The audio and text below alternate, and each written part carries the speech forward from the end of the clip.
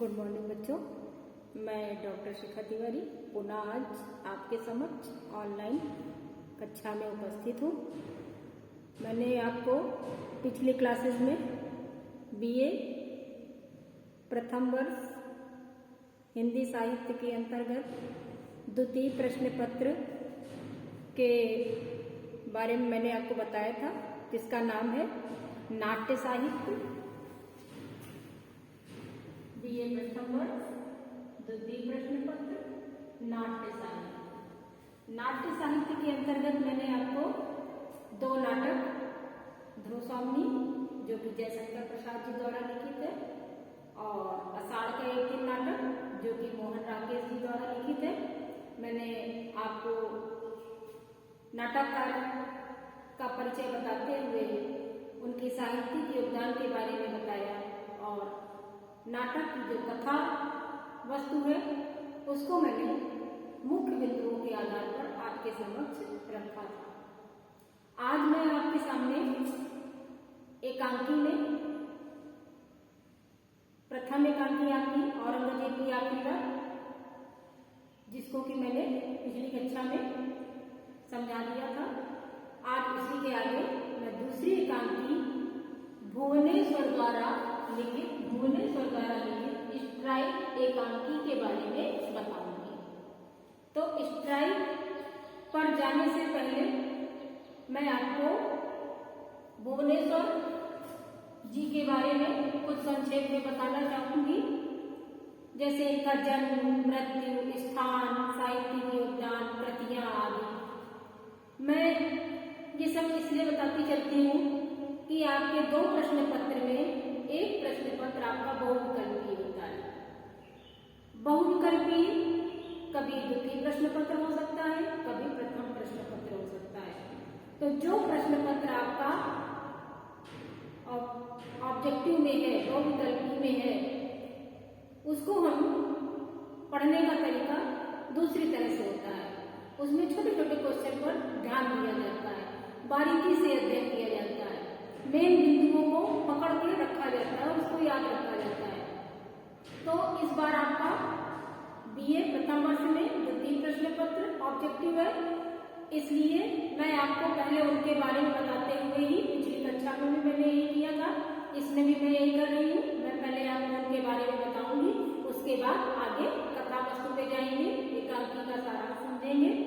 तो जो हमारे स्ट्राइक के एकांकीकार है भुवनेश्वर जी का जन्म हुआ था सन 1910 में। कब हुआ था? सन 1910 में भुवनेश्वर जी का जन्म हुआ था। कहाँ पर हुआ था? वो है शाहजहांपुर। कहाँ पर? शाहजहांपुर, उत्तर प्रदेश में। भुवनेश्वर जी का जन्म सन 1910 में शाहजहांपुर, उत्तर प्रदेश में हुआ था। उसके आगे इनकी जो मृत्यु है, मृत्यु हुई थी सन 1957 में। किस सन में हुई थी? सन 1957 में। तो ये है इनका जन्म और मृत्यु का समय। इसके आगे फिर हम इनके जो इन्होंने जन्म और मृत्यु के बीच में जो कृतियां लिखी उसके बारे में जानेंगे। वो इनकी कृतियां हैं। सबसे पहले आती है कहानी। कहानियां भी आपने बहुत लिखी, जिनमें से मुख्य रूप से कहानी आपकी आती है आजादी का एक पत्र, आजादी का एक पत्र, एक रात, जीवन की झलक, भविष्य के गर्भ में, माँ बेटे, मास्टरनी, मौसी, लड़ाई, सूर्य पूजा आदि। ये है इनकी कहानियां। अब मैं आपको बता दूं कि कभी कभी इन कहानियों में प्रायः ये पूछ लिया जाता है कौन सी कहानी किसकी है। 4 आपको ऑप्शन दिए जाते हैं, उसमें से एक सही होता है, उस पर टिक किया जाता है। तो आपको अगर मालूम है कि किसकी कहानी कौन सी लिखी हुई है, तो आप फट से उसको पहचान जाएंगे और सही आंसर के आगे गोले को काला कर देंगे। लेकिन अगर आपने इसको ध्यान से नहीं पढ़ा है तो आप बहुविकल्पी कभी सॉल्व नहीं कर सकते हैं। कहानी के बाद हम आ जाते हैं इनकी जो कृतियां हैं नाटक और एकांकी पर। नाटक और एकांकी में भी आपने काफी योगदान दिया। उनमें से मुख्य है तांबे के कीड़े, एकांकी के भाव, पतित, शैतान, प्रतिभा का विवाह, कारवा। ये है आपकी एकांकी और नाटक के अंदर। फिर एकांकी संग्रह में जो मुख्य रूप से आते हैं वो है स्ट्राइक, ऊसर के नाम ही कविता में आता है आपका माँ की स्मृति में, आंखों की नमी, जन्म एक बच्चे का दिमागी तारों के बीच। मुख्य रूप से आपने जो कविता, कहानी, एकांकी, नाटक आदि में जो भूमिका निभाई वो निम्नवत थी, जिसको कि आप बहुत ध्यान से याद कर लीजिएगा। फिर इसके बाद हम आगे बढ़ते हैं, इन्होंने अपने एकांकी जगत में क्या साहित्यिक योगदान दिया।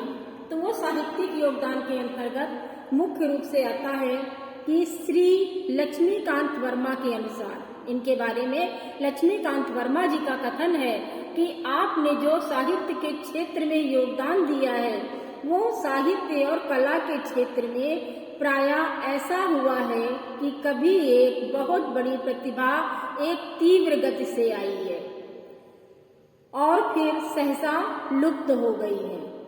उनकी अनिवार्यता सबने अनुभव की, किंतु उसको स्वीकार करने में प्रायः सबने आनाकानी की है। भुवनेश्वर भी ऐसी ही प्रतिभाओं में से थे। ये था श्री लक्ष्मीकांत वर्मा के अनुसार साहित्यिक योगदान के बारे में भुवनेश्वर जी के प्रति कथन। अब इतना जानने के बाद हम संक्षेप में कुछ बिंदुओं पर भुवनेश्वर जी के प्रति विचार करते हुए आगे बढ़ेंगे कि पाश्चात्य भावों की उग्रता को हिंदी एकांकियों द्वारा प्रस्तुत करने वाले लेखकों में भुवनेश्वर प्रसाद जी का नाम बहुत महत्वपूर्ण है। इन्होंने पश्चिम से प्रभावित होकर के एकांकी लेखन की परंपरा चलाई। भुवनेश्वर जी ने अपनी एकांकियों की रचना द्वंद्वात्मक, भौतिकवाद एवं पति पत्नी और प्रेमी प्रणय के त्रिभुज को आधार बनाकर की है। इसमें निहित प्रेम कथा विवाहित के लिए पति और पर पुरुष के द्वंद्व को प्रदर्शित करती है। भुवनेश्वर के एकांकियों का जो मूल केंद्र काम चेतना तथा तत्संबंधी विभिन्न मनोवैज्ञानिक परिस्थितियों का भावात्मक चित्रण है। इसी के साथ क्रांतिकारी एवं विद्रोही भावनाओं से युक्त समस्याओं को भुवनेश्वर जी ने अपने एकांकियों का विषय बनाया है। इनकी जो एकांकियां हैं उस पर फ्रायड, D.H. लॉरेंस आदि पाश्चात्य विचारकों का प्रभाव स्पष्ट दिखाई पड़ता है। भुवनेश्वर के एकांकी के अध्ययन से ये स्पष्ट होता है कि पूर्ण रूप से आप एक जागरूक एकांकीकार हैं। इसीलिए इनके बारे में कहा जा सकता है कि एकांकी के विभिन्न तत्वों के विकास, उसकी शिल्प विधान के प्रयोग एवं शैली की कलात्मकता की दृष्टि से आपकी एकांकियों का महत्व अत्यधिक है। इसी क्रम में इनकी जो एकांकी है स्ट्राइक को हम सारांश में मुख्य बिंदुओं के आधार पर इस प्रकार समझेंगे कि स्ट्राइक एकांकी का कथन स्त्री पुरुष की वैवाहिक समस्या पर आधारित है। स्ट्राइक का शाब्दिक अर्थ होता है हड़ताल।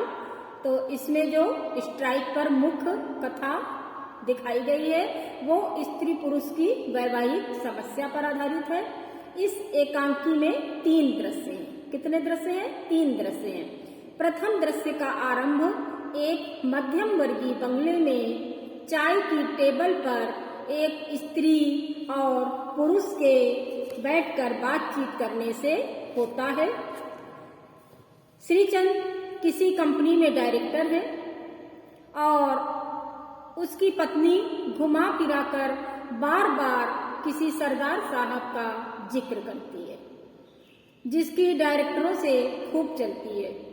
श्रीचंद किसी कंपनी में डायरेक्टर तो है ही, साथ ही वह पुरुष एक और तो बहुमत को महत्व देने वाले सरदार साहब, बाबू साहब आदि की खिल्ली उड़ाता है तो और कहता है कि जो शक्ति दुनिया को हिला देती है वह बहुमत से नहीं बल्कि एक आदमी में होती है। इस प्रकार श्रीचंद सभी राजा साहब, सरदार साहब आदि को मूर्ख बताता है और कहता है कि ये लोग जीवन की कला को नहीं जानते हैं।